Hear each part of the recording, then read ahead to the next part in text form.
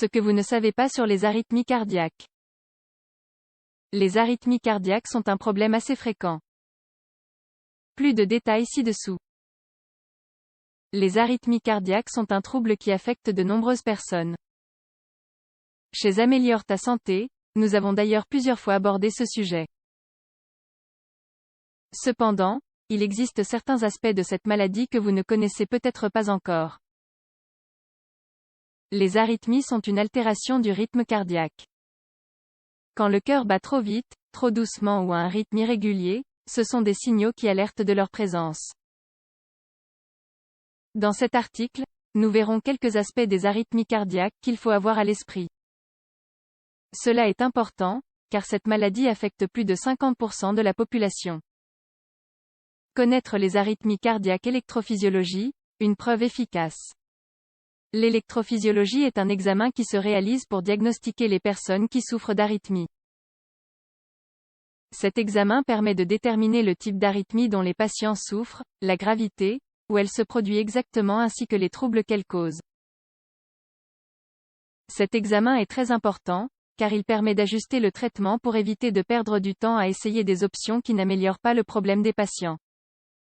Sans aucun doute, c'est une technique qui a beaucoup de succès et qui présente de bons résultats. Le risque de mort subite pour arythmie cardiaque est élevé. La mort subite est un problème dont sont responsables, dans certains cas, les arythmies cardiaques. Surtout, les arythmies de fibrillation ventriculaire et la tachycardie ventriculaire. Ce type d'arythmie est souvent connu comme « malin », en raison du haut risque qu'elle présente de produire un arrêt cardiaque soudain. Si cela arrive, le traitement doit être réalisé le plus tôt possible avec une défibrillation ventriculaire. Toutes les arythmies ne sont pas dangereuses de la même façon. Même si dans quelques types d'arythmies cardiaques, il existe le risque de mort subite dont nous avons déjà parlé, cela ne signifie pas qu'elles soient toutes dangereuses de la même façon. C'est pour cela que l'électrophysiologie est si importante. Avec cet examen, on peut connaître la gravité de l'arythmie dont souffre le patient. Extrasystole, aussi connu contraction ventriculaire prématurée. Cet examen consiste en un battement en dehors du temps, avançant la fréquence cardiaque du patient. Normalement, cela n'est pas signe d'une grande gravité, même s'il faut réaliser un suivi. Généralement, on traite l'extrasystole par le biais d'un changement dans l'alimentation et le style de vie. Bradycardie sinusale, le rythme cardiaque descend, est irrégulier et peut s'arrêter par moments. Dans certains cas, elle peut ne pas nécessiter un traitement particulier.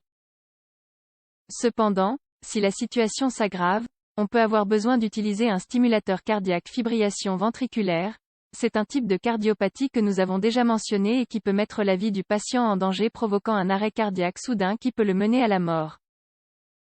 Il existe beaucoup d'autres types d'arythmies comme les blocages cardiaques ou la tachycardie paroxystique supraventriculaire. L'important est de se rendre compte que nous ne sommes pas tous dans un état grave ou que tous les patients ont besoin d'un traitement, sinon qu'avec certaines arythmies, un suivi et un contrôle est plus que suffisant. Les traitements sont divers.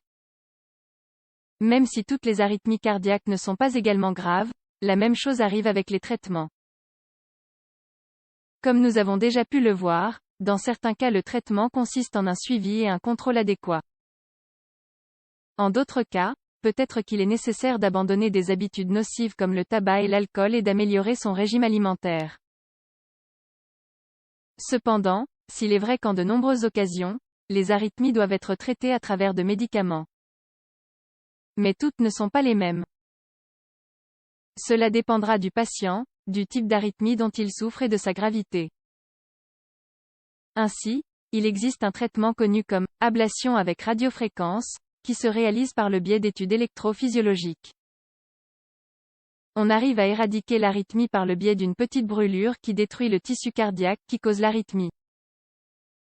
Actuellement, ce processus a d'excellents résultats. Connaissiez-vous toutes ces données sur les arythmies cardiaques? En existe-t-il une dont vous aviez entendu parler mais dont vous ne connaissiez pas grand-chose? Même si nous avons traité ce sujet en plusieurs occasions, il existe toujours certaines données sur lesquelles on peut approfondir pour acquérir plus d'informations.